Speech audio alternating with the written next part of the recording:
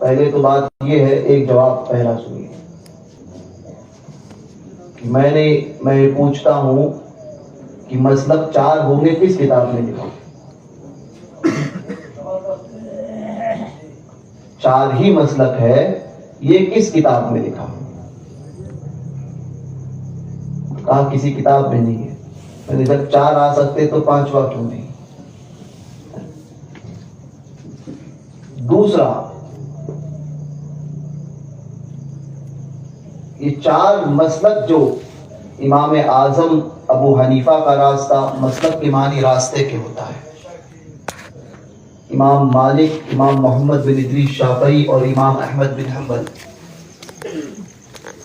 یہ 4 راستے جو ہے وہ مذہب ہیں.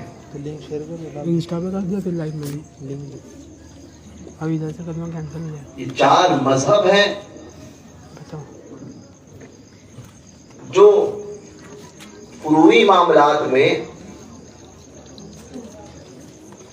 آپس میں اختلاف ان میں ہے، مگر چاروں مذہب میں حنفی ہو، شافعی ہو، مالکی ہو، حنبلی، چاروں مذہب میں عقیدہ صرف ایک. عقیدے میں چاروں مذہب ایک ہی نظریات پر. تو عقیدے کو لے کر جو آگے بڑھے، چاروں مذہب کے عقائد جو ایک ہی عقیدہ ہے، اسی عقیدے کی ترجمانی کا نام مسلک اعلیٰ حضرت. انہی عقائد کی ترجمانی کا نام مسلک اعلیٰ حضرت ہے. بہرکیف میں اولیاء کاملین کی طرف گفتگو تھی. ولید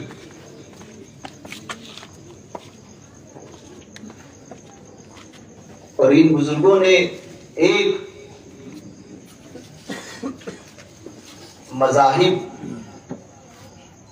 یعنی جس کو مسلک اعلیٰ حضرت اس دور میں کہتے ہیں، سب بزرگوں کا وہی مسلک رہا. ایک معاملے میں یعنی عشق جو تھا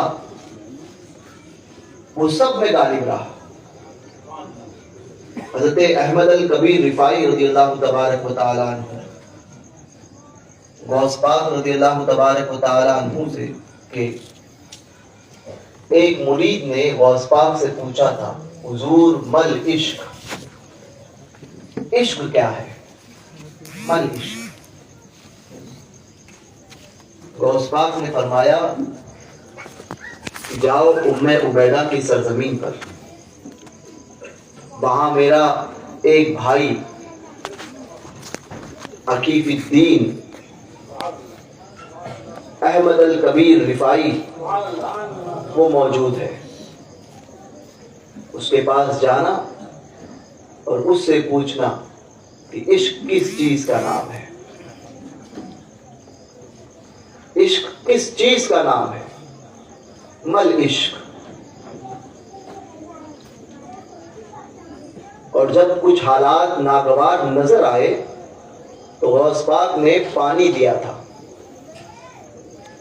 اور ایک روایت میں لبان تھا، پانی اور لبان.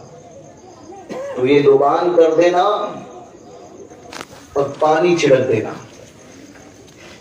کہا لبان کرنا کہاں ثابت؟ میں نے کہا غوث پاک نے کیا. سمجھے؟ اور ہمارے لیے دلیل اتنی کافی ہے کہ ہمارے بزرگوں نے کام کیا. وہ لوگ کہتے ہیں صلاۃ السلام پڑھنا کہاں ثابت ہے؟ میں نے کہا تم دلیل، اگر یہ سوال براہ راست تمہارا ہے جس کو کچھ آتا جاتا نہیں، اس کے لیے دلیل میں اتنا کافی ہے کہ ہمارے بزرگوں نے یہ کام کیا. قیام تعظیمی ہمارے بزرگوں نے کی، کھڑے ہو کر سلام ہمارے بزرگوں نے پڑھا. تو عوام کے لیے یہی دلیل کافی ہے کہ ہم اپنے بزرگوں کے طریقے پر عمل کرتے ہیں. تمہارے کندھے پر بندوق رکھ کر کوئی اور چلا رہا ہو تو پھر وہ خود سامنے میدان میں آئے، تو پھر اس کو قرآن و حدیث سے جواب دیا جائے گا قیام تعظیمی کہاں ثابت ہے۔ اور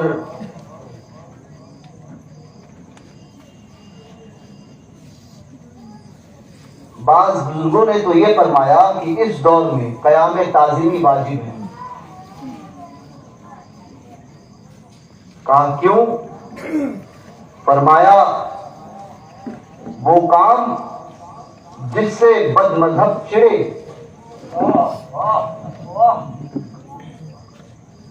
اور وہ دین کی تعظیم کے لیے ہو، رسول کی تعظیم کے لیے ہو، اب اس پر عمل کرنا واجب۔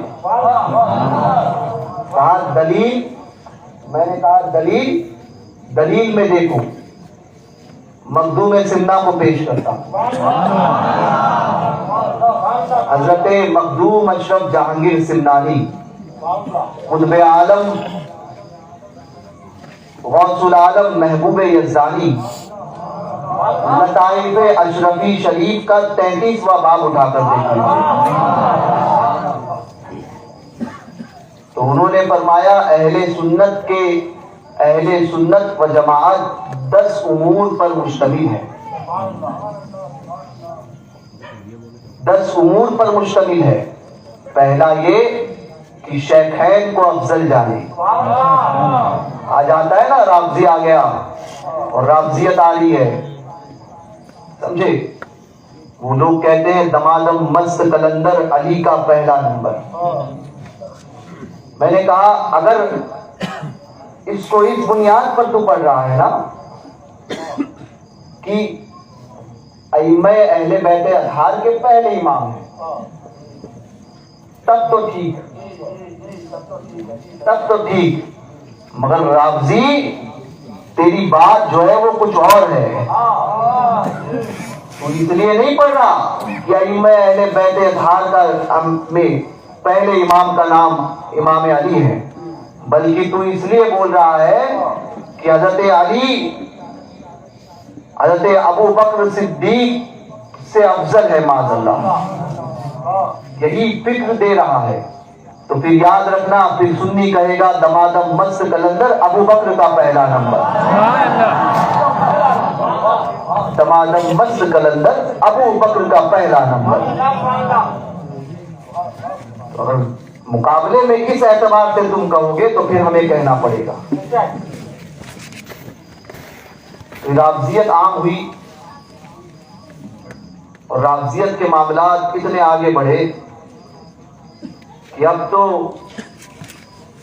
پیروں کے بھیس میں روافض کے ایجنٹ نظر آتے ہیں، رافضیت کے معاملات پیش کرتے ہیں۔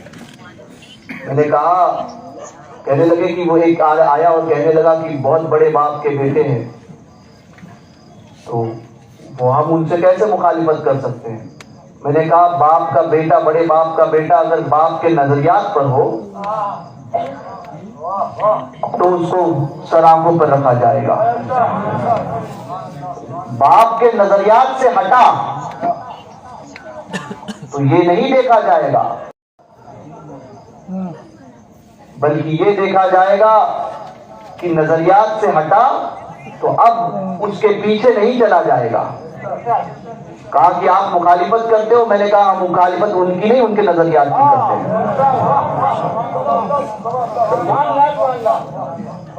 پیر کی مخالفت نہیں کرتے، اگر پیر اہل سنت کے نظریات پر ہے تو اس کی جوتیاں ہمارے سروں پر، مگر اگر نظریات اہل سنت سے الگ ہو گئے تو اس نظریات کی ضرور مخالفت کریں گے، اور پھر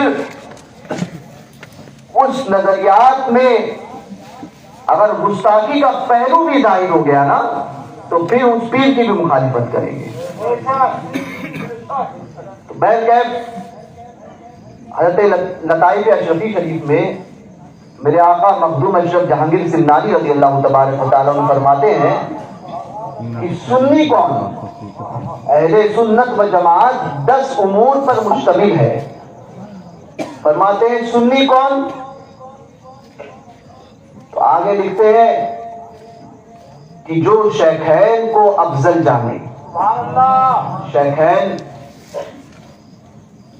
اصطلاح میں دو شیخ کو کہا جاتا ہے. ایک شیخ ابو بکر صدیق اور ایک سیدنا فاروق اعظم. ان کو شیخین کہتے ہیں. شیخین کو افضل جانے.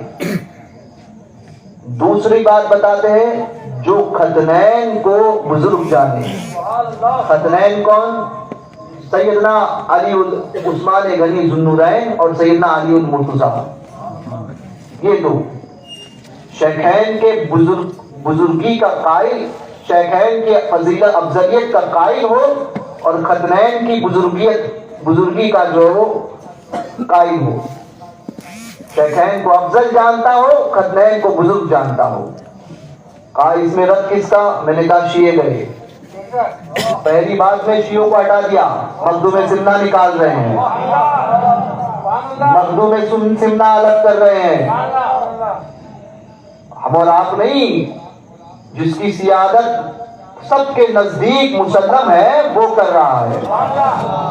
وہ کہہ رہا ہے شیخین کو افضل. ابو بکر کو پہلا ماننا یا مخدوم اشرف کا عقیدہ ہے؟ تو یہ مخدوم اشرف جہانگیر سمنانی رضی اللہ تبارک و تعالیٰ فرماتے ہیں پہلے رافضی کو کاٹ دیا. لوگ کہتے ہیں سب کو کاٹو. میں نے کہا سب کو کاٹیں گے؟ میں نے کہا اہل سنت کاٹتی نہیں ہے، جو ہٹ جاتا ہے اس کو بتاتی ہے. ہم کس کو اپنے اندر سے ہٹاتے نہیں ہیں، جو ہٹ گیا اس کو واضح کرتے ہیں کہ یہ اہل سنت کے عقیدے سے ہٹ گیا ہے. تو پہلے رافضی کو کاٹ دیا مخدوم اشرف جہانگیر سمنانی نے.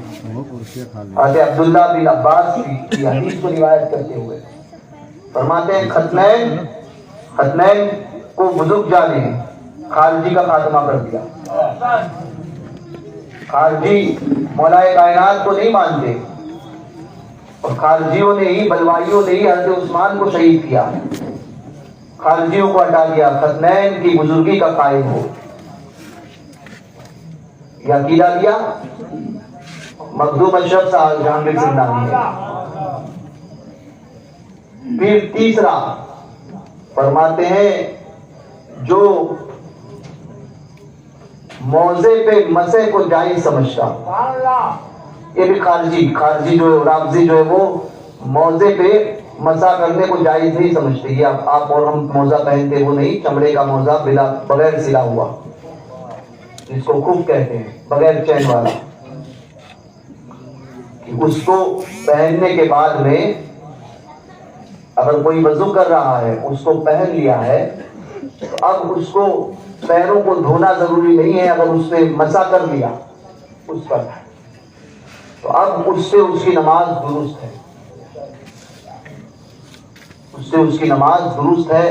اگر مقیم ہے تو 24 گھنٹے، مسافر ہے تو 72 گھنٹے، 3 دن.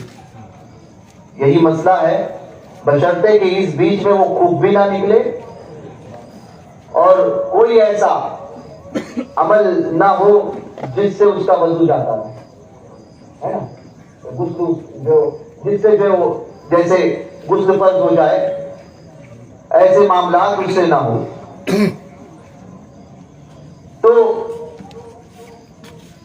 اس پر جو ہے رافضیوں کو آپ نے کاٹا. اب تیسرا چوتھا لکھتے ہیں کہ جو حوض پہ وضو کرنے کو جائز سمجھتا ہے. میں نے کہا مخدوم صاحب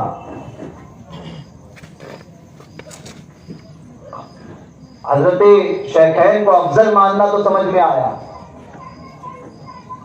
حضرت شیخین کو افضل ماننا تو سمجھ میں آیا، ختنین کو بزرگ ماننا تو سمجھ میں آیا. یہ فروعی مسئلہ، موضع پر مسح کا مسئلہ عقیدے سے تعلق نہیں رکھتا اور حوض پہ وضو کا مسئلہ عقیدے سے تعلق نہیں رکھتا. تو پھر اس کو آپ نے اہل سنت کے اندر کیوں گنایا؟ مخدوم پاک فرماتے ہیں سن، اس لیے کیونکہ رافضی چڑھتا ہے، رافضی مخالفت کرتا ہے. مخالفت میں رافضی آیا ہے اور رافضی کہتا ہے کہ اس سے وضو نہیں ہوتا، تو اب یہ ضروریات دین میں شامل ہو گیا۔ اب جو اس کی مخالفت کرے گا وہ اہل سنت سے باہر ہوگا۔ کہا پھر قیام تعظیمی، میں نے کہا مخدوم صاحب سمجھ میں آ گیا، آپ نے کرم فرمایا، سمجھ میں آ گیا صلاۃ السلام پڑھنے کا یہ کیوں واجب کہا گیا؟ کیونکہ اس سے بد مذہب چڑھتا ہے، وہاں بھی چڑھتا ہے، کیوں منع کیا گیا؟ کیونکہ مقابلے میں وہ ایک ایسا کام تھا جو مستحب تھا ہے، مگر تم نے اس کو حرام قرار دیا اور اہل سنت سے اس کو خارج قرار دیا، تو اب تمہیں بتانے کے لیے اب اس عمل پر عمل کرنا کہ قیام تعظیمی کھڑے ہو کر صلاۃ و سلام پڑھنا یہ اس لیے واجب ہو گیا، یہ اس لیے اہل سنت کی نشانی ہو گئی کیونکہ اس سے تم چڑھتے ہو، اس لیے ضروری ہو گیا۔ تو اس دور میں اس کی اصطلاح اور بڑھ گئی، اہل سنت کون؟ جو قیام تعظیمی کو جائز سمجھتا ہو۔ اہل سنت کون؟ جو نبی کے نام پر کمکمے لگانے کو جائز سمجھتا ہو۔ اہل سنت کون؟ جو نبی کی یاد میں جلوس نکالنے کو جائز سمجھتا ہو۔ کیوں؟ بولے تم نے کیسے لے کے آیا؟ میں نے کہا مخدوم پاک نے یہ عقیدہ دیا ہے، سمجھے؟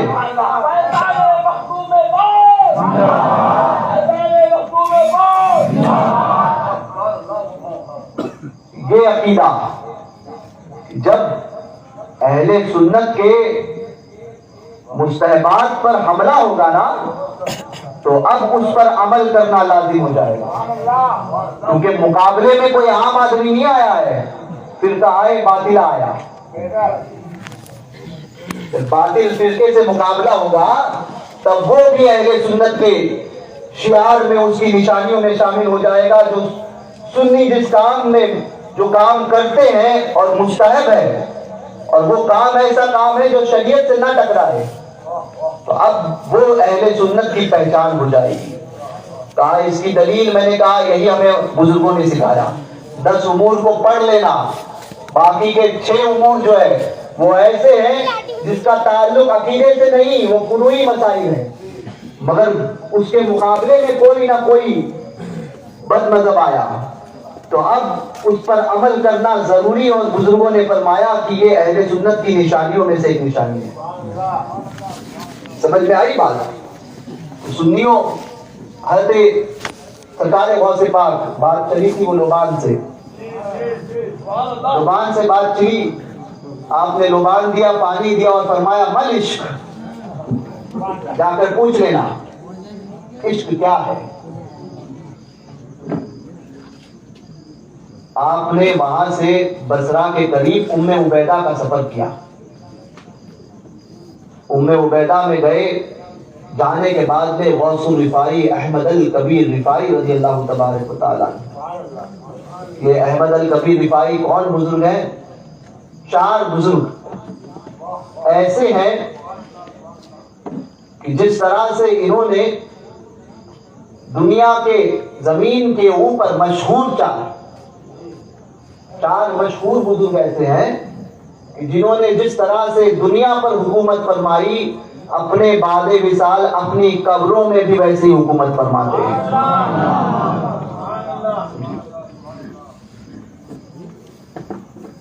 ایک سرکار سیدنا غوث العظم شیخ عبد القادر جیلانی، دوسرے حضور غوث الرفاعی احمد الکبیر رفاعی، تیسرے حضرت ابراہیم دسوقی، چوتھے سید احمد البدری۔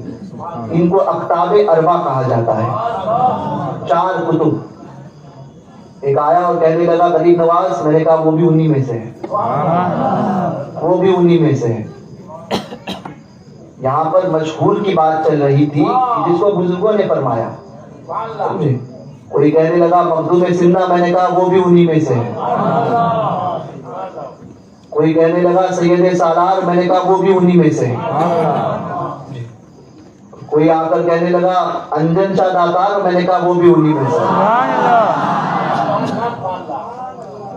تو یہ 4 بزرگ حضور غوث رفاعی احمد الکبیر رفاعی رضی اللہ تبارک و تعالیٰ عنہ ایک مرتبہ حضور غوث پاک رضی اللہ تبارک و تعالیٰ عنہ کی بارگاہ میں ایک شخص حاضر ہوا، ملاقات کی اور سوچنے لگا کہ شیخ عبد القادر جیلانی کی خدمت میں تو حاضر ہو گیا، ان کا دیدار تو کر لیا، کاش غوث الرفاعی احمد الکبیر رفاعی سے شرف ملاقات ہو جاتی۔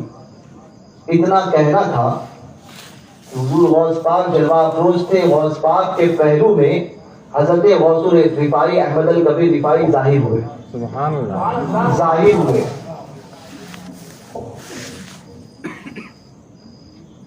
ایک آیا اور کہنے لگا یہ کیسے ہو سکتا ہے؟ میں نے کہا تمہارے جماعت میں نہیں ہوتا، ہماری جماعت میں ہو سکتا ہے۔ بولے کیسے ہو سکتا ہے؟ عقل میں سمجھ میں نہیں آتی۔ میں نے کہا اسی کا نام کرامت ہے، جو عقل میں نہ سمجھ میں آئے اسی کو کرامت کہتے ہیں۔ دھندوں گڑوں کی عقل میں سمجھ میں آئے تو کرامت کیسی رہے؟ تو عقل میں سمجھ میں نہ آئے وہی کرامت ہوتی ہے۔ ظاہر ہوئے اور پھر اس شخص کی طرف دیکھ کر فرمایا کہ شیخ عبد القادر جیلانی شہنشاہ بغداد، شہنشاہ سلطان الاولیاء کی بارگاہ میں ہوتے ہوئے احمد کبیر سے ملاقات کی خواہش، بادشاہ کی بارگاہ میں ہوتے ہوئے رعایا سے ملاقات نہیں کی جاتی۔ اور پھر فرمایا شیخ عبد القادر جیلانی وہ بزرگ ہیں کہ جن کے ایک ہاتھ میں شریعت کا دریا اور ایک ہاتھ میں طریقت کا دریا، یہ ان کی مرضی، جسے چاہے جتنا چاہے اس میں سے نکال کر پلائے۔ ایک آیا بد مذہب اور کہنے لگا شیخ عبد القادر جیلانی کا اتنا مرتبہ آپ نے کہاں سے بیان کیا؟ میں نے کہا اہل سنت کی کتابوں میں تو لکھا ہے، تمہاری کتابوں میں بھی لکھا ہے۔ تمہارا باپ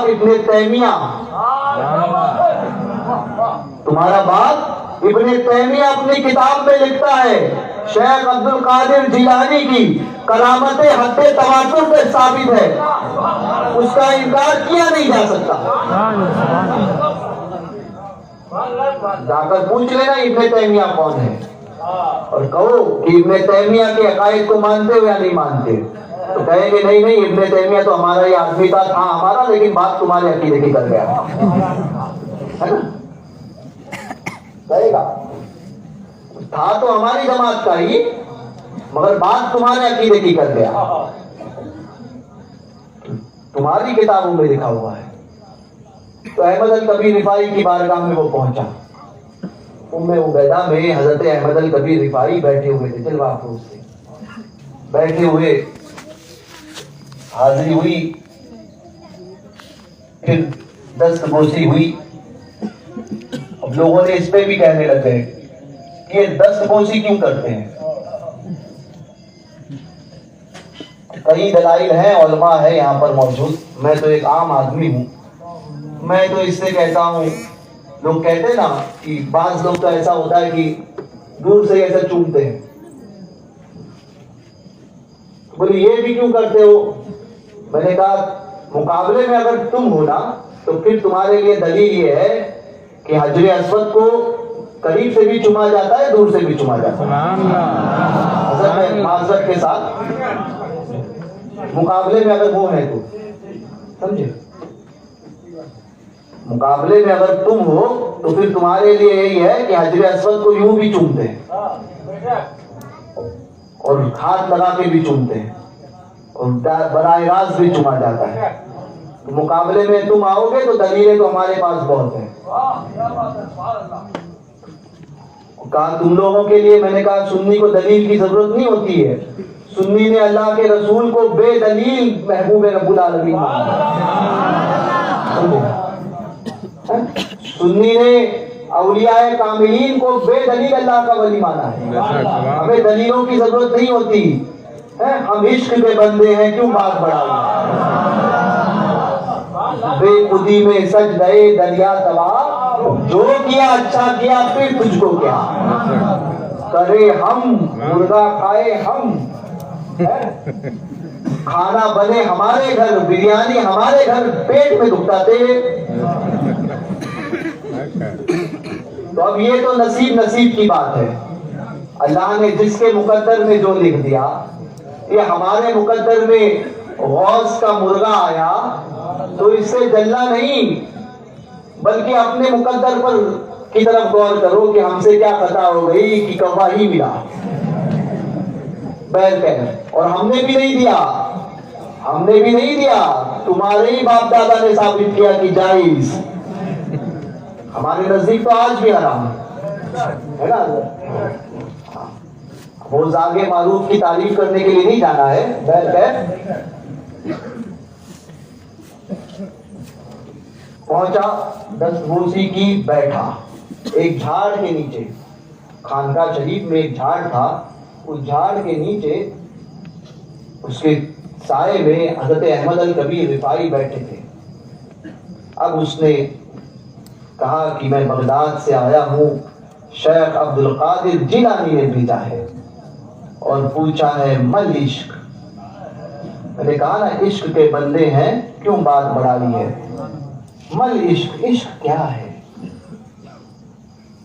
احمد الکبیر رفاعی رضی اللہ تبارک و تعالیٰ نے جیسے پوچھا سنا مل عشق، عشق کیا ہے. فرمایا عشق کیا ہے. اللہ اکبر ایک نعرہ بلند کیا، ایک آہ نکالی، اور اسی وقت آپ کے مکمل جسم اقدس پر آگ لگ گئی.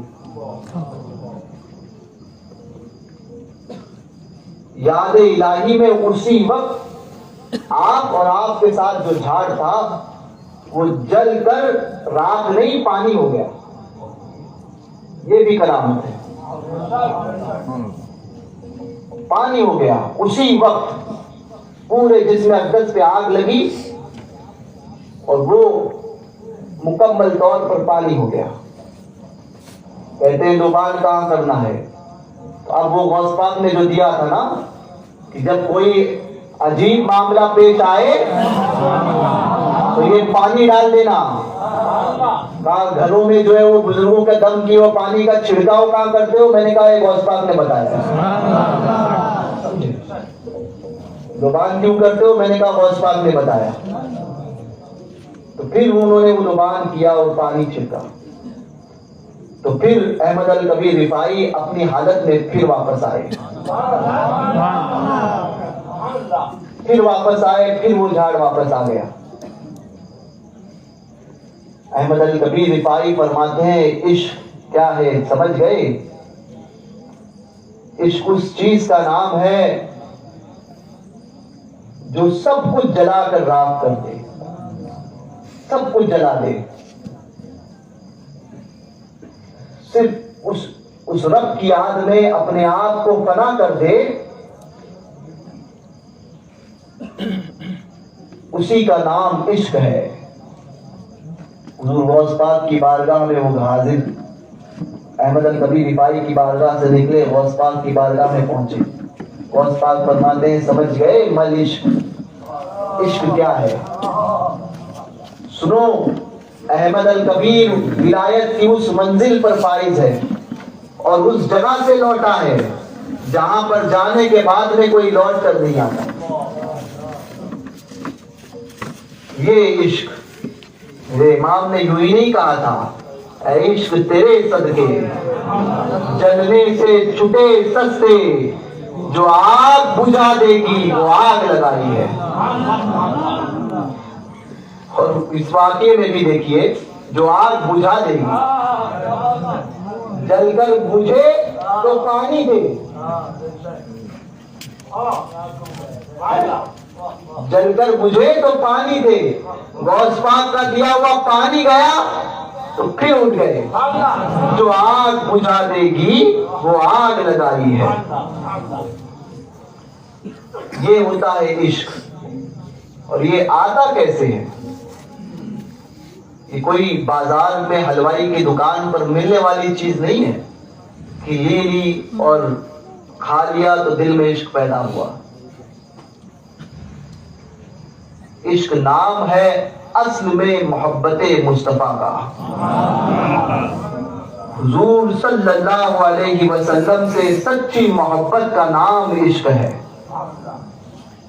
آپ جانتے ہیں ہم جن بزرگوں کی بارگاہ میں حاضری دیتے ہیں کبھی ہم نے ان کو دیکھا نہیں ہوتا، کبھی ان سے کوئی ملاقات نہیں، ہمارا کوئی خون کا تعلق ان سے نہیں، کوئی نسبی تعلق ہمارا ان سے نہیں ہوتا، کوئی گھریلو تعلقات نہیں ہوتے، کوئی پڑوسی والے معاملات نہیں ہوتے، مگر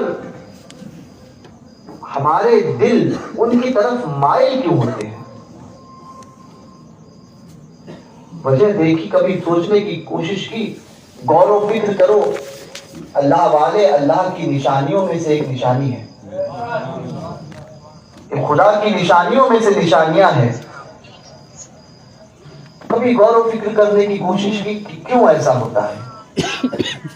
جنہیں ہم جانتے نہیں، جن کا ہمارا کوئی تعلق نہیں ہوتا، جس سے کوئی شناسائی نہیں، مگر جب دیکھا کسی مزار کو، کسی اللہ والے کے آستانے کو، دل خود بخود اس طرف جھکتا ہے اور چلے جاتے ہیں، ادب کے ساتھ ہاتھ باندھ کر دعا کرتے ہیں، فاتحہ پڑھتے ہیں۔ وجہ کیا ہے؟ ان اللہ والوں سے پوچھو کہ حضور کیا وجہ ہے کہ لوگ آپ کی طرف، ڈاکٹر برنارڈ شاہ اس نے کہا تھا، ہندوستان میں جب سفر کیا تھا تو ڈاکٹر برنارڈ شاہ نے کہا تھا کہ میں نے ہندوستان میں ایک ایسی قبر دیکھی ہے، میں نے ہندوستان میں ایک ایسی قبر دیکھی ہے جو لوگوں کے دلوں پر حکومت کرتی ہے۔ کہا کون؟ کہا سلطان الہند سرکار غریب نواز۔ 800 سال ہو گئے، آج بھی ہمارے دل ان کے نام سے دھڑکتے ہیں۔ کیا وجہ ہے؟ کوئی ہماری پراپرٹی ہے، کوئی خون کا رشتہ ہے، کوئی ہمارے گھر سے تعلق ہے، کوئی ہمارے پڑوسی ہے؟ کچھ نہیں، وجہ صرف اتنی ہے۔ پوچھو اولیاء کاملین سے، انہی سے پوچھو کہ حضور کیا وجہ ہے کہ ہمارے دل آپ کی طرف کھینچے آتے ہیں؟ دنیا میں مرنے کو ہزار مرتے ہیں، ہزاروں جان دے دے کر تجھے آباد کرتے ہیں۔ قبرستان گئے ہو نا آپ؟ قبرستان گئے ہو؟ قبرستان کے لیے کیا ہے؟ ہزاروں جان دے دے کر تجھے آباد کرتے ہیں، مگر اے شہر خاموشہ تیری ویرانی نہیں جاتی۔ وہ قبرستان اور یہ آستانہ، وہ آستانہ ہوتا ہے جہاں پر لوگوں کا ہجوم ہوتا ہے، اور وہ قبرستان جہاں پر جس سب کو جانا ہے مگر لوگ جانے سے ڈرتے ہیں۔ وجہ کیا؟ تو وہ بزرگ زبان حال سے ہمیں فرمائیں گے کہ بیٹا وجہ صرف اتنی، وجہ صرف اتنی ہے کہ ہم نے اپنی زندگی اللہ اس کے رسول کے لیے وقف کر دی، ہم پناہ ہو گئے ان کے نام میں، اور اللہ تبارک و تعالیٰ نے ہمیں بقا عطا فرمائی۔ صرف اتنی وجہ۔ کہا حضور اس چیز کا نام کیا ہے؟ فرمایا اسی کو تو عشق کہتے ہیں۔ ہم عاشق بنے حضور کے، ہم غلام بنے حضور کے، اللہ تبارک و تعالیٰ نے ساری کائنات کو ہمارے قدموں میں جھکا دیا۔ یہی عشق ہے۔ عشق کو سمجھنا ہے نا تو بزرگوں کی ذات سے سمجھو۔ آنے والا آتا ہے، کوئی کہتا ہے یہ مت کرو، کوئی کہتا ہے صلاۃ السلام نہ پڑھو، کوئی کہتا ہے کہ فاتحہ مت دو، ہزاروں آنے والے آ کر روکتے ہیں، مگر بتاؤ آج بھی ان بزرگوں کے آستانوں میں چاہنے والوں کی کمی ہوئی؟ نہیں۔ کیوں نہیں ہوئی؟ میں نے کہا تمہارے نام سے، تمہارے بلانے سے تمہاری بیوی بھی نہیں آتی، تیرے بلانے سے تیری بیوی نہیں آتی، اور یہ اولیاء کاملین کا تصرف، اس سے بڑی کرامت کیا ہو سکتی ہے کہ ان کے نام پر ان کے دیوانے مچلتے ہوئے ان کی بارگاہ میں حاضری دیتے ہیں۔ ہزاروں روپیہ خرچہ کرو، پھر بھی اتنی تعداد تم جمع نہیں کر سکتے۔ سب کے لیے ہے یہ، کوئی حکومت ہو یا کوئی دوسرا ہو، اجتماع کرتے ہو، ہزاروں روپیہ خرچ کرتے ہو، پھر بھی وہ تعداد جمع نہیں کرتے۔ جو بغیر پیسہ خرچہ کیے، خود کا پیسہ دے کر غریب نواز کی بارگاہ میں ان کے دیوانے جاتے ہیں۔ وجہ کیا ہے؟ وجہ بس اتنی ہے، غریب نواز دلوں پر حکومت کرتے ہیں۔ ایک آیا اور کہنے لگا خواجہ دے دے 5 روپیہ دلا دے، 5 روپیہ دلا دے۔ خواجہ 5 روپے کا سوال ہے، کوئی کہتا ہے 500 روپیہ بہن کہ جتنے بھی ہو، 5 کا سوال ہے۔ وہیں پر ایک تھا جو صرف یہ معائنہ کرنے گیا تھا کہ غریب نواز کی بارگاہ میں کون آتے ہیں۔ میں نے کہا معائنہ کرنے کی ضرورت نہیں تھی، جا کے پوچھ لیتا، بتا دیتا صرف عاشق آتے ہیں، جو ان کے عاشق ہوتے ہیں وہی جاتے ہیں۔ تو کہنے لگے 5 روپیہ دے دے غریب نواز، تجھ سے ہی چاہیے۔ دوسرے آ کے دیتے تھے تو کہتا تھا نہیں، غریب نواز سے ہی لوں گا، غریب نواز سے ہی لوں گا۔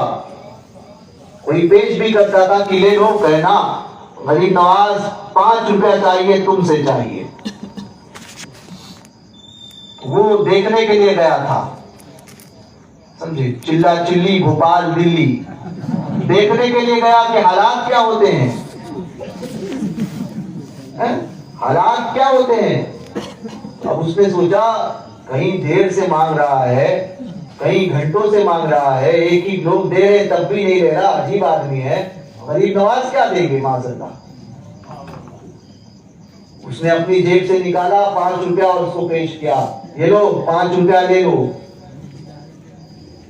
اور عاشق بھی عاشق ہوتا ہے، اپنے اور پرائے میں فرق برابر کر لیتا ہے، سمجھے۔ چہرے بتاتے ہیں کہ کون ایمان والا ہے اور کون بے ایمان ہے، سمجھے۔ ہماری جماعت بولے تم اپنی حقانیت کی بات کرتے ہو، میں نے کہا حقانیت کی بات کرنے والوں، تم نے ہمارے سرکاروں کو دیکھا ہی نہیں ہے، تمہارا چہرہ دیکھ کر کوئی تھوکنا پسند نہیں کرے، اور ہمارے بزرگوں کو دیکھ کر لوگ ایمان لاتے تھے۔ بولے مثال، میرے ماضی قریب میں تاج الشریعہ کو دیکھ لوں، بولے مثال میں نے اشرف البقاء کو دیکھ لوں۔ کہنے لگا ہمارے بزرگوں کو دیکھ کر لوگ ایمان لاتے ہیں۔ میں نے کہا ایسے خوبصورت چہرے تو لے کر آؤ، ہمارے جیلانی سرکار کو دیکھ کر لوگ ایمان لاتے ہیں۔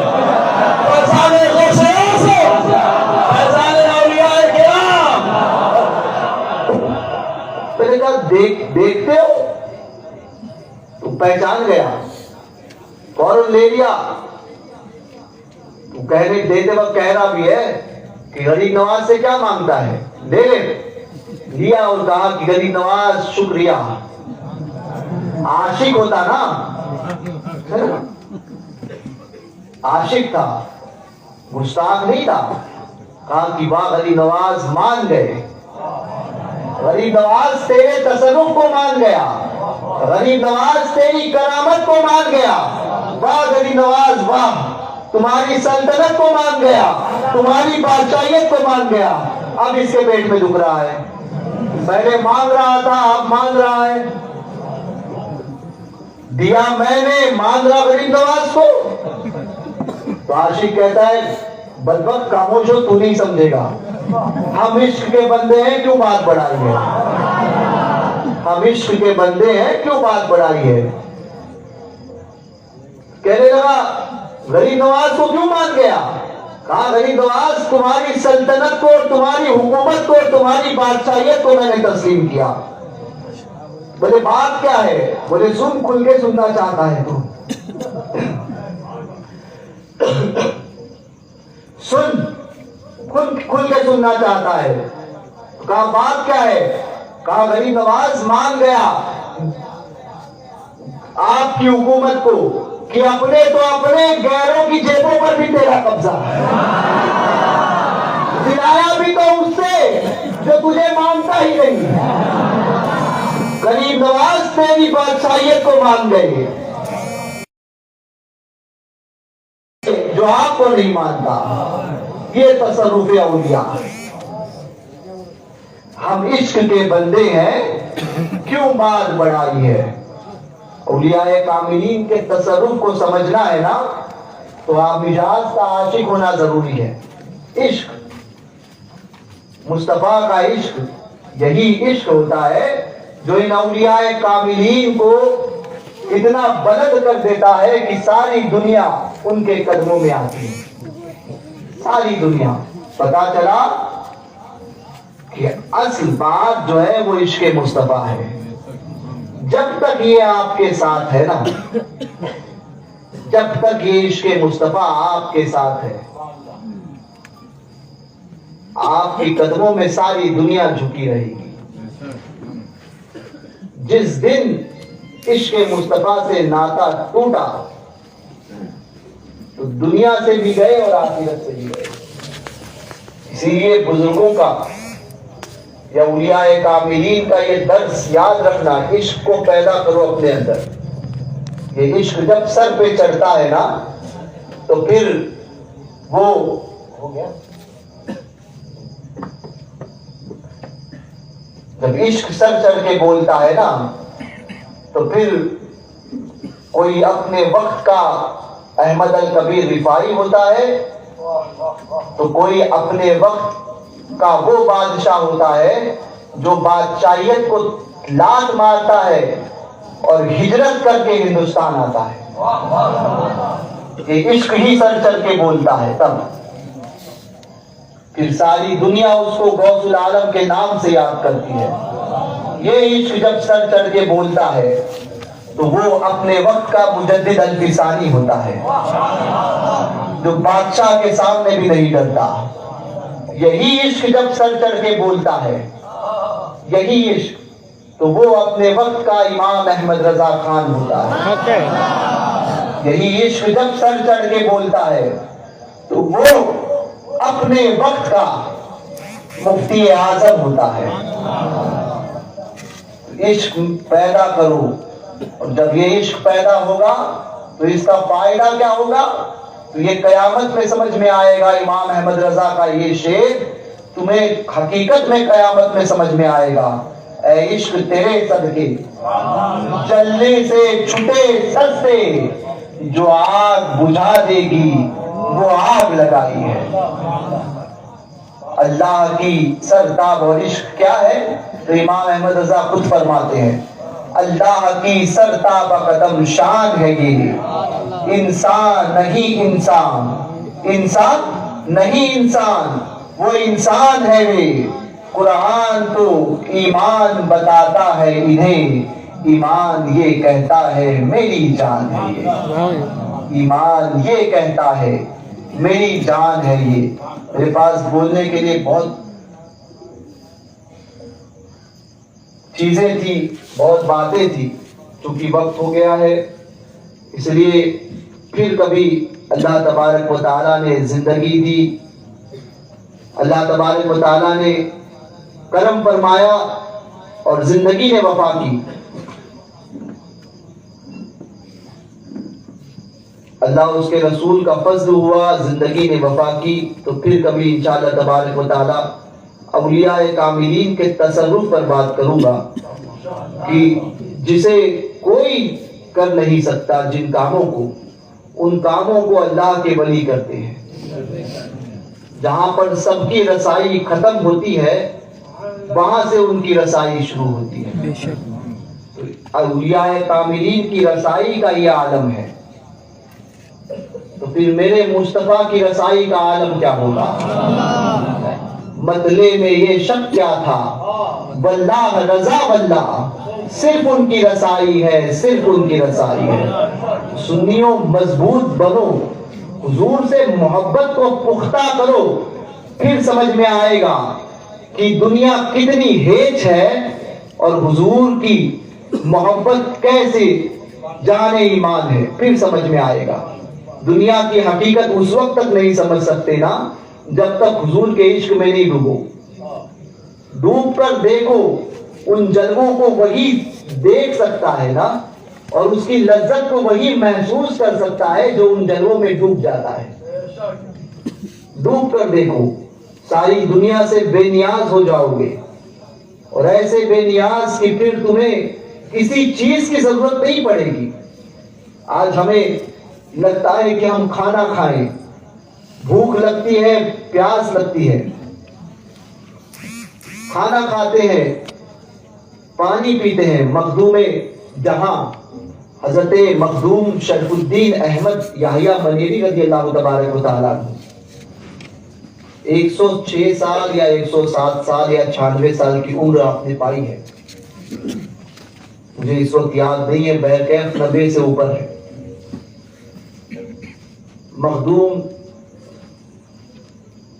مخدوم جہاں شرف الدین احمد بن یحییٰ منیری رضی اللہ تبارک و تعالی عنہ، یہ وہ بزرگ ہے کہ مخدوم اشرف جہانگیر سمنانی رضی اللہ تبارک و تعالی عنہ انہی سے بیعت ہونے کے لیے تشریف لائے تھے، اور آپ کا وصال ہو گیا، پھر آپ پنڈوا شریف پہنچے، آپ کی نماز جنازہ پڑھائی، اور مخدوم اشرف جہانگیر سمنانی رضی اللہ تبارک و تعالی عنہ سے کے متعلق آپ نے وصیت فرمائی تھی۔ وصال سے پہلے اب ملاقات نہیں ہوئی ہے، لیکن کنیکشن دیکھو اولیاء کاملین کا، نگاہ دیکھو، جس کو تم اور ہم نہیں دیکھ پاتے اللہ کا ولی اسے دیکھ لیتا ہے۔ ابھی وصال مخدوم اشرف جہانگیر سمنانی بہار پہنچے نہیں ہیں، بہار شریف، وصال سے پہلے فرما دیا تھا کہ میری نماز جنازہ وہ پڑھائے گا جو سلطنت کو ٹھوکر مار کر آیا ہوگا۔ وصال ہوا، جنازہ اٹھانے کی کوشش کی گئی، جنازہ نہیں اٹھتا تھا۔ جب مخدوم پاک پہنچے، جنازے پہ ہاتھ لگایا، جنازہ اٹھا، نماز جنازہ پڑھی، تدفین ہوئی، تدفین کے بعد مزار اقدس سے اپنا ہاتھ باہر نکالا، مزار اقدس سے اپنا ہاتھ باہر نکالا۔ کہا کیسے ہو سکتا ہے؟ میں نے کہا بزرگ ہمارے سب کچھ ہو سکتا ہے، تمہارے بزرگ سے کچھ ہوتا ہی نہیں کیونکہ وہ بزرگ ہی نہیں ہے۔ بولے کیسے ہو سکتا ہے؟ میں کہا دلیل ہم کا کو دیں، ہم کیوں دلیل دیں؟ بزرگ ہمارے سب کچھ ہو سکتا ہے، اللہ نے وہ اختیار دیا ہے۔ تم خود، تمہارے پاس اور تمہارے نام نہاد بزرگوں کے پاس خود کا اختیار نہیں ہے، تو وہ کیا کسی کی مدد کریں گے؟ میں نے کہا اختیار ہونے کے لیے ولی ہونا ضروری ہے نا؟ ولی ہے ہی نہیں تمہاری جماعت میں، تو پھر چڑھتے کائے کو کیوں ہو سکتا ہے؟ ہمارے گھر کی بات ہے، ہمیں کوئی ایسا نہیں تو پھر ہمارا معاملہ نہیں ہے، وہ ہے نا، وہ کمی تو تمہاری ہے اور تمہاری جماعت کی ہے۔ تو کہا کیوں نہیں ہو سکتا؟ کیا کمی ہے؟ میں نے کہا عشق نہیں ہے۔ کہا عشق نہیں ہے۔ بولے کیا کرنا پڑے گا؟ میں نے کہا پھر کہنا پڑے گا عشق تیرے صدقے جلنے سے چھٹے سستے، جو آگ بجھا دے گی وہ آگ لگائی ہے۔ مزار پاک سے ہاتھ باہر نکالا، ہاتھ باہر نکالا، یہ ہاتھ نکلا اور فرمایا کہ میں نے جو وصیت فرمائی تھی، میرا ڈنڈا میری قبر میں رکھ دیا جائے، میرا عصا، میرا ڈنڈا لاؤ۔ کہنے لگے ہاتھ کیسے نکال سکتے ہیں؟ میں نے کہا خاموش رہے. میں نے کہا جا ملک شام. میں خود گیا, سیریا گیا ہوں اور میں نے خود دیکھا ہے, دیکھا ہی نہیں بلکہ اس قدم کو چوما ہے. میں نے اس قدم کو چوما ہے. جاؤ ملک شام. حضرت ابو ایوب کردی رضی اللہ تعالیٰ عنہ 600 سال ہو چکے, مزار پاک سے آج بھی آپ کا سیدھا پیر باہر ہے. میں نے اس قدموں کو دیکھا ہے اور چوما ہے. 600 سال. میں نے کہا وہ پیر نکال سکتے ہیں, مقدم جا ہاتھ کیوں نہیں نکال سکتے؟ وہ کپاس کے اندر جو ہے وہ کاٹن ہوتا ہے, کپاس اس کے اوپر جو ہے وہ رکھا ہوا ہوتا ہے. اتفاق سے میری حاضری ہوئی تھی, وہ دکھاتے نہیں ہیں. اس نے مجھے دیکھا اور پوچھا کہ آپ شریف ہیں؟ وہاں سادات کو شریف کہتے ہیں, سید کو. تو میں نے کہا ہماری جماعت ہی شریف ہے نا, اہل سنت ہی شریفوں کی جماعت ہے. میں نے کہا الحمدللہ نام جی. تو سب کو اس نے نکال دیا, ان خادم نے سب کو نکالا اور کہا کہ سید رکیے آپ. دروازہ بند کیا, جگہ سے وہ چیز ہٹائی اور کہا کہ سید دیکھ لو, زیارت کر لو.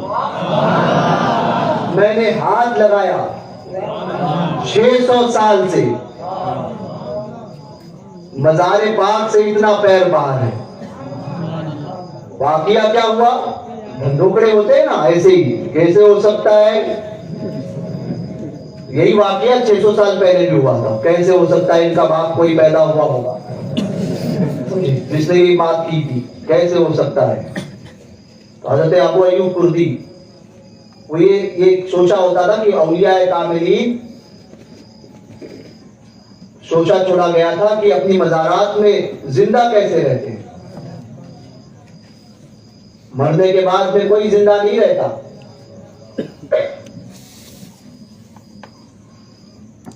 میں نے کہا وہ تم جو بات کرتے ہو نا, تم اپنے مردوں کے تعلق سے کہو, ہمارا تو عام مردہ بھی زندہ ہوتا ہے. قرآن و حدیث سے ثابت ہے, حدیث سے ثابت ہے. مردہ وہ دیکھتا ہے جو عام انسان نہیں دیکھ سکتا. مردہ وہ سنتا ہے جو عام انسان نہیں سنتا. جا کے قبرستان میں سلام کیوں کرتے ہو؟ یا اہل القبور, ندا دیتے ہو نا یا سے, اے کیوں کرتے ہو؟ یا کس کے لیے جو ہوتا ہے نا. ہمارے نزدیک تو عام مردہ بھی زندہ ہے نا مفتی صاحب. تو اولیاء کاملین تو پھر اولیاء کاملین ہے. یہ ایک شوشہ نکلا تھا وہاں پر اس دور میں. یہ کہتے تھے کہ کردیوں میں بھی اللہ کا ولی ہوتا ہے. آج ایک ٹرین چلا ہوا ہے, لوگ کہتے ہیں کہ نہیں پٹھان سے مرید نہیں ہونا چاہیے. ہوتا ہے نا حضرت, یہ ہوتا ہے نہیں کسی انصاری سے مرید نہیں ہونا چاہیے. ٹھیک ہے, نہیں فلاں سے مرید نہیں ہونا چاہیے,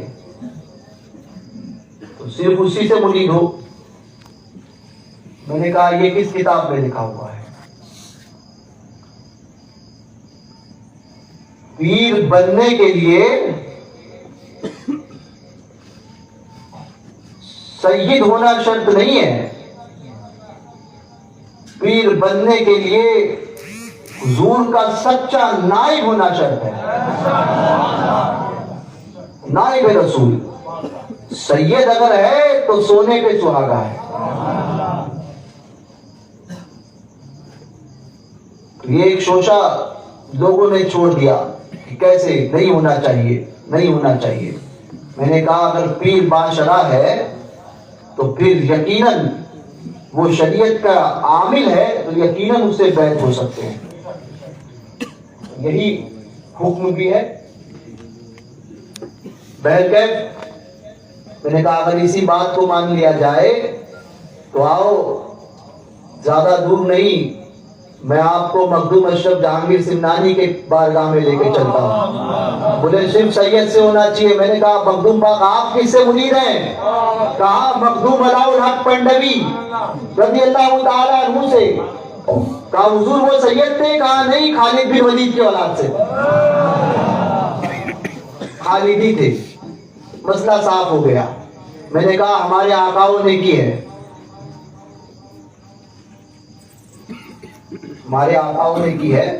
اب آ کر کوئی کہے کہ یہ اس لیے کہتے کہ یہ میں غیر سید سے مرید ہوں، تو میرے پیر و مرشد جو سید زادے اصلی سید سادات ہیں، مدینہ شریف میں ان کا مثال ہوا۔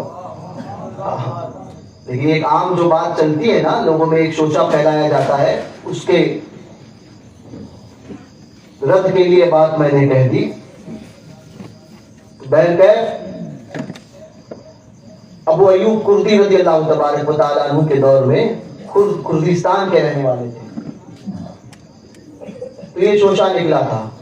اب اس وقت بادشاہ کے پاس یہ لوگ گئے اور کہا کہ اولیاء کاملین قبروں میں زندہ نہیں ہوتے، یہ نہیں ہوتے، ایسا ویسا، اور کہنے لگے کہ کردیوں میں کوئی اللہ کا ولی نہیں ہوتا ہے، یہ بھی بات عام تھی۔ اب اس دور میں حضرت ابو ایوب کردی رضی اللہ تبارک و تعالیٰ عنہ ایسے بزرگ تھے کہ جن کی بزرگی پہ سب مسلم تھے، سب متفق تھے، یہ بزرگ ہیں، سب متفق، جتنے لوگ تھے سب جانتے تھے کہ گروہ علماء بھی ہو، صوفیہ بھی ہو، عوام بھی ہو اور بادشاہ بھی ہو، سب جانتے تھے کہ یہ بزرگ اللہ والے ہیں۔ سب میں طے ہوا کہ ابو ایوب کردی ہی اس کا فیصلہ کریں گے، سب میں طے ہوا۔ کردیوں میں اللہ کا ولی نہیں کہ ولی اپنی مزار میں زندہ ہوتے یا نہیں ہوتے، یہ اس فیصلہ تھا۔ تو سب پہنچے حضرت ابو ایوب کردی رضی اللہ تعالیٰ عنہ کی بارگاہ میں اور عرض کی حضور یہ ایسا ایسا معاملہ ہے، آپ کیا فرماتے ہیں؟ حضرت ابو ایوب کردی نے فرمایا کہ نانا آج کیا جواب دوں، آپ لوگ کل آئیے گا۔ کیونکہ کچھ ہوتے ہیں نا جو کہا جاتا ہے نا کہ لاتوں کے بھوت باتوں سے نہیں مانتے، اس کو دو گے ایک دلیل تو بولے گا دوسری دلیل، پھر بولو گے دوسری دلیل دو گے تو بولے تیسری دلیل، پھر بولے بخاری میں کہاں لکھا ہے، پھر اس میں کہاں لکھا ہے، اس حدیث کی سند کیا ہے، یہ کیا ہے، وہ کیا ہے، وہ ساری باتیں یہی کرتے ہیں ایسے لوگ۔ تو ہم تو فخر الدین رازی رضی اللہ تبارک و تعالیٰ عنہ کے اس قول پہ عمل کرتے ہیں جو ان کے پیر و مرشد نے آپ کے لیے فرمایا تھا، فخر الدین کیوں نہیں کہتا کہ میں اللہ کو بے دلیل ایک مانتا ہوں؟ تو آپ نے فرمایا چاہتے تو دلیلیں دے سکتے تھے، فرمایا نا اس وقت بھی بڑے بڑے علماء تھے، مگر جو کام اولیاء کاملین اور سب ان پر متفق تھے، جیسے اس دور میں دو ایک ذات کی ولایت پر متفق تھے جس کا نام تھا قطب عالم نائب غوث اعظم شبیہ غوث اعظم قادری برکاتی نوری رضی اللہ تعالیٰ۔ تو حضرت ابو ایوب کردی کی بارگاہ میں پہنچے، انہوں نے کہا کہ کل آنا۔ اب جب اتنے بڑے بزرگ نے کہہ دیا کل آنا تو اب مجال کس کی تھی؟ بادشاہ نے کہا جی حضور۔ اب دوسرے دن آئے، جیسے ہی ساری رعایا اور بادشاہ پہنچا تو پتا چلا کہ حضرت نے وصال فرما گیا، حضرت ابو ایوب کردی وصال فرما گئے، وصال فرما گئے جی۔ اب کیا کرتے؟ دلیل مانگنی تھی اور اس نے فرمایا تھا کل آنا، اب کائے کی دلیل؟ تو اولیاء کاملین وہ کرتے ہیں جو دوسرا کوئی نہیں کر سکتا، کیونکہ بات ہی ایسی تھی نا، تو دلیل بھی ایسی دینی تھی۔ تو اب سب جمع تھے، تدفین ہوئی، ایک شخص جو ہے وہ بازو میں اس طرح سے بیٹھ گیا قبر کے پاس، قدموں کے پاس، اور سوچنے لگا کہ یہ تو سوال کا جواب تو دیے نہیں، اور لوگ ان کو ولی مانتے ہیں، اور ولی جو ہے وہ قبروں میں زندہ ہوتا ہے، یہ سوال کا جواب دیے نہیں، یہ خود بھی تو چل بسے، لوگ ولی مانتے ہو، کیا کھردیوں میں بھی اللہ کا ولی ہو سکتا ہے کبھی؟ یہ اس کے ذہن میں بات آئی. یہ ذہن میں بات آنی تھی. حضرت ابو ایوب کردی رضی اللہ تعالیٰ عنہ نے 1 لاکھ ماری مزار سے. فرمایا ہاں اب سب جمع ہے.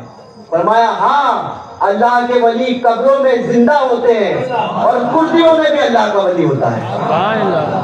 جو پیر باہر نکالا آج تک باہر ہی ہے. تو میں نے اس قدموں کو چوما، دیکھا ایسا ہاتھ لگا کر جو میں نے وہی اسلام معذرت کی گوا کر وہ نہیں جا رہا. ٹھیک ہے، تو چوما وہ ایسا پیر مبارک کہ ہاتھ رکھنے کے بعد میں یہ محسوس ہو رہا تھا کہ کسی زندے کا پیر ہے.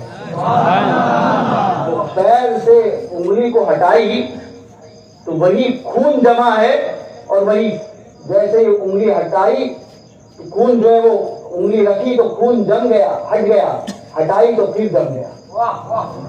یہ حال وہ نشان انگلیوں کے آئے. تو پھر حضرت ابو ایوب کردی رضی اللہ تعالیٰ عنہ کی تو اس کے بعد میں یہ حال ہوا کہ انہوں نے مجھ سے کہا کہ حضرت کے پیر کے ناخن بھی بڑھتے ہیں، اور آپ کبھی اگلی بار آؤ گے تو میں ضرور حضرت کے ناخن کا تراشا آپ کو دوں گا. پھر میری کم نصیبی کی ملک شام کے حالات بگڑے اور میرا جانا نہیں ہو پایا. بہرکیف یہ تھی کہ ملک شام ہے ہندوستان میں، کانپور شریف، صفی پور شریف کانپور میں حضرت یونس بھولے شاہ 350 350 پونے 400 سال ہو گئے.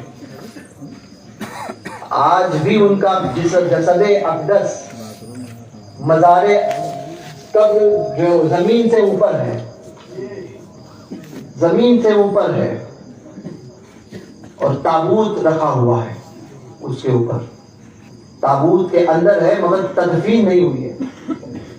اس واقعے کو پھر کبھی مفتیوں سے علماء اکرام سے آپ سنیے گا. یہ اولیاء کاملین کا تصرف ہے. کہا کیسے ہو سکتا ہے؟ میں نے کہا ہماری جماعت میں سب ممکن ہے، کیونکہ ولی ہی ہماری جماعت میں پیدا ہوتے ہیں نا. اولیاء تو ہماری جماعت میں پیدا ہوتے ہیں. تمہاری جماعت تو گستاخوں سے بھری پڑی ہے. اس جماعت کا خاصہ ہے، اس جماعت میں غوث اعظم بھی ہے، خواجہ اعظم بھی ہے، مخدوم اعظم بھی ہے، مجدد اعظم بھی ہے، اور مفتی اعظم بھی ہے، اور مرشد اعظم بھی ہے. حق ہے، حق ہے.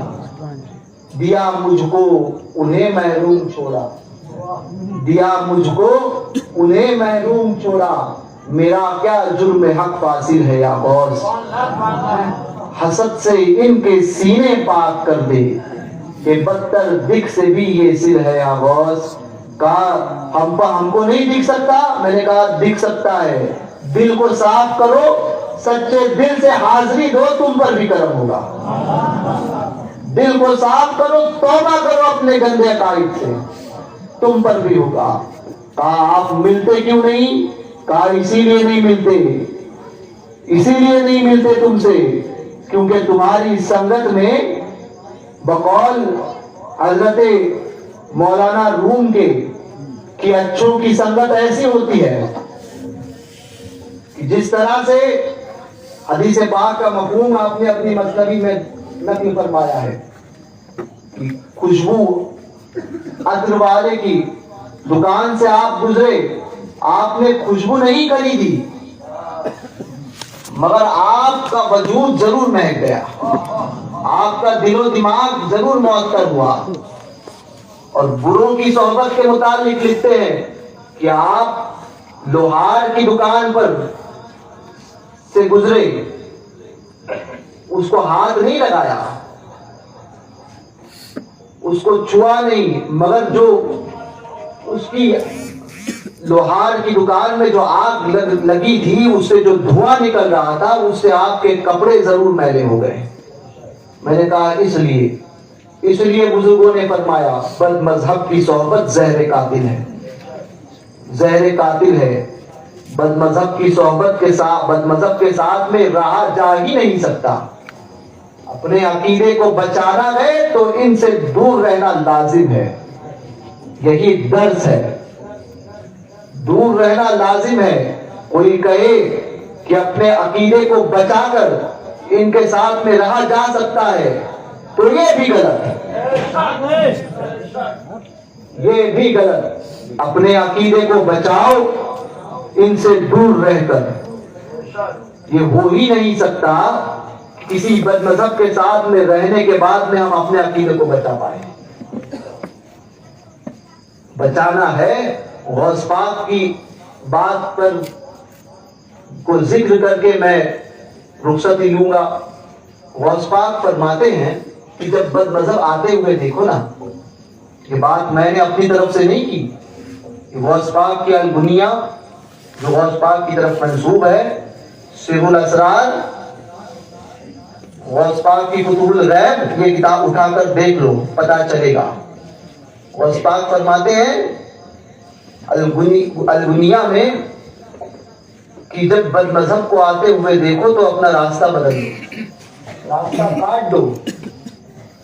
آج لوگ کہتے ہیں کہ ساتھ میں رہا جا سکتا ہے، میں نے کہا ساتھ میں رہنے کی دور کی بات تیری نہیں، غوث پاک کی سنی جائے گی۔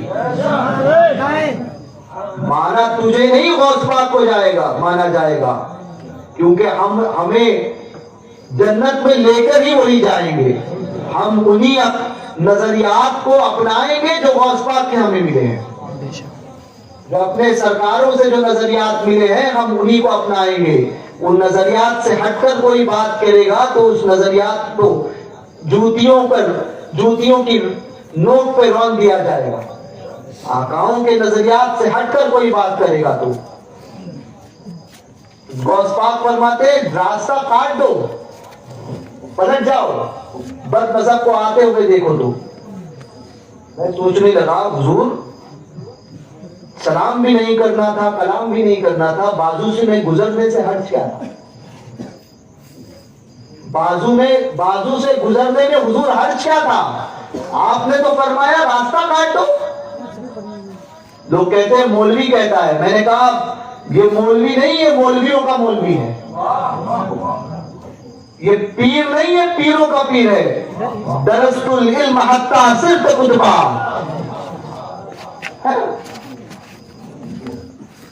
یہ پیروں کا پیر ہے۔ غوث پاک سے بڑا کوئی پیر ہو تو بتاؤ، اور غوث پاک سے بڑا کوئی مولوی ہو تو بتاؤ۔ علم کا عالم یہ تھا کہ ایک ایک دن میں 500 فتوے لکھتے تھے۔ بیک وقت حضور غوث پاک، پڑھو غوث پاک کو، ظاہروں پڑھا نہیں ہے اور غوث پاک کے حوالے دیتے ہو، غوث پاک کی بات کرتے ہو، تمہارے منہ سے اچھی بھی نہیں لگتی ہے۔ غوث پاک کا نام لیتے ہو تو سب سے پہلے غوث پاک کے نظریے کو اپنانا پڑے گا، غوث پاک کے نظریات کو اپنانا پڑے گا، تبھی تم غوث پاک کے ماننے والے کہلاؤ گے۔ غوث پاک کا نظریہ چھوڑ کر غوث پاک کا نعرہ لگاؤ گے تو یہ نعرہ تمہیں کوئی کام نہیں دے گا۔ غوث پاک کے عقیدے کو اپنانا ہوگا، غوث پاک کے نظریات کو اپنانا ہوگا، سمجھے؟ میں نے کہا غوث پاک سے بڑا پیر اور غوث پاک سے بڑا کوئی عالم لے کر آؤ۔ کہتے ہیں میں نے عرض کی حضور یہ تو سمجھ میں نہیں آتا، بازو سے چلے جاتے، سلام بھی نہیں تھا، کلام بھی نہیں تھا، تو عرض کیا تھا؟ فرماتے ہیں بیٹا جو ہم سمجھتے ہیں وہ تم نہیں سمجھتے، اور جو ہم دیکھتے ہیں وہ تم نہیں دیکھتے، سمجھے؟ اولیاء کاملین کی نگاہ کی بات چل رہی تھی نا۔ نگاہ کا عالم یہ تھا کہ ہمارے ابا کہتے تھے کہ ولی وہ ہوتا ہے جو ماں کی کوکھ سے لے کر قبر کی کوکھ دیکھتا ہے۔ اس لیے ولیوں سے عداوت نہیں کرنا، جھگڑا نہیں موڑنا، ماں کی کوکھ سے لے کر قبر کی کوکھ، یعنی ماں کے پیٹ میں کیا ہے یہ بھی وہ جانتا ہے، اور کس قبر میں جائے گا وہ بھی وہ جانتا ہے۔ اب اس پر کوئی آ کر ہے نا, کوئی مطلب اس پر واویلا نہیں مچائے, کوئی نئی بات شوشہ نہیں چھوڑے. شوشے چھوڑنے والوں تمہارا تو کام ہی وہی ہے, شوشے چھوڑتے رہو. ہم عشق کے بندے ہیں, کیوں بات بڑھا رہا ہے. تو غوث پاک فرماتے ہیں کہ یاد رکھنا, بازو سے سلام کلام تو دور کی بات, غوث پاک نے بازو سے جانے سے منع فرمایا, آستہ کاٹ دو. کہا حضور کیوں؟ فرماتے ہیں بد مذہب جب گزرتا ہے نا تو اللہ کی لعنت اس پر برستی ہوتی ہے. یہ غوث پاک کا فرمان ہے, یہ آج کا کوئی مولوی نہیں کہہ رہا ہے, غوث پاک فرما رہے ہیں. نہ ان سے بڑا کوئی صوفی لا سکتے ہو, نہ ان سے بڑا کوئی عالم لا سکتے ہو, نہ ان سے بڑا کوئی پیر لا سکتے ہو. وہ غوث پاک فرماتے ہیں جو لعنتیں اس پہ برستی ہوتی ہے نا اللہ کی, کیونکہ وہ دین اسلام سے خارج ہو جاتا ہے, مرتد ہوتا ہے, تو لعنت جو اس پہ برستی ہوتی ہے, فرماتے ہیں کہ تم اس کے بازو سے اگر گزر گئے تو کہیں اس کے چھینٹے تم پہ نہ پڑ جائے. اس لیے اپنا راستہ کاٹو, اس لیے اپنا راستہ کاٹو. اور اسی لیے فرمایا گیا کہ ان کی صحبت میں مت رہو. جو صحبت میں رہے گا تو پھر وہ لعنتیں اس پہ برستی ہے, تو پھر وہ بھی کہتا ہے نہیں نہیں ٹھیک ہے, یہ بھی ہونا چاہیے, وہ بھی ہونا چاہیے, اس کو بھی آنے دو, اس کو بھی ویلکم. سمجھے؟ اس لیے فرمایا گیا کہ دوری اختیار کرو, دوری اختیار کرو. بس اسی کے ساتھ میں اپنی گفتگو کو ختم کرتا ہوں. اللہ تبارک و تعالی مجھ سے اگر کوئی کہنے میں غلطی ہوئی ہو, کوئی ایسا لفظ میری زبان سے نکلا ہو جو خلاف شرع ہے, اور کوئی ایسے الفاظ میں نے بیان کر دیے ہوں جس پر شریعت کی پکڑ ہو, تو میں ان علماء سادات کی اور حاضرین مجلس آپ سب کی موجودگی میں توبہ کرتا ہوں. میرے ساتھ آپ بھی اس بات پر توبہ کیجئے کہ کسی میری غلط بات پر آپ نے حامی نہ بھری ہو. پڑھیں استغفر اللہ ربی من کلی ذنب واتوب الیہ, لا الہ الا اللہ محمد رسول اللہ صلی اللہ علیہ وسلم. اور مسجد کے لیے آپ حضرات سے پھر سے اپیل ہے کہ وہاں پر جاتے جاتے جو ہو سکے بچے کھڑے ہیں, اللہ اس کے رسول کی رضا کی خاطر. مولانا فاروق صاحب کی طرف سے 1200 روپے آئے ہیں, اللہ اس کے رسول کی رضا کی خاطر, اس لیے کہ اللہ اس کا رسول ہم سے راضی ہو جائے اور ہمارا یہ عمل اللہ تبارک و تعالیٰ کی رضامندی کا سبب بنے اور ہمیں جہنم سے آزادی مل جائے. بس اس نیت سے جو ہے وہ اپنے لیے, اپنے مرحومین کے ایصال ثواب کے لیے ضرور بضرور دیتے جائیں. خواتین حضرات جو ہمیں سن رہی ہوں گی, اللہ نے اگر انہیں نوازا ہے تو وہ بھی ہماری ماں بہنیں اس نیت سے کہ ہماری آخرت اچھی ہو جائے. دنیا تو چلتی ہے, چلتی رہے گی. آج ہم آئے ہیں, چلے جائیں گے. یہ دنیا کسی کے لیے نہ رکی ہے نہ رکے گی, مگر ہمارا باقی بیلنس وہی ہوگا جو ہم نے راہ خدا میں خرچ کیا. تو وہ ضرور بضرور اس مسجد کے لیے آپ لوگ جو ہے وہ خوب خوب تعاون فرمائے. اللہ تعالیٰ آپ کو جزائے خیر عطا فرمائے. السلام علیکم ورحمۃ اللہ وبرکاتہ.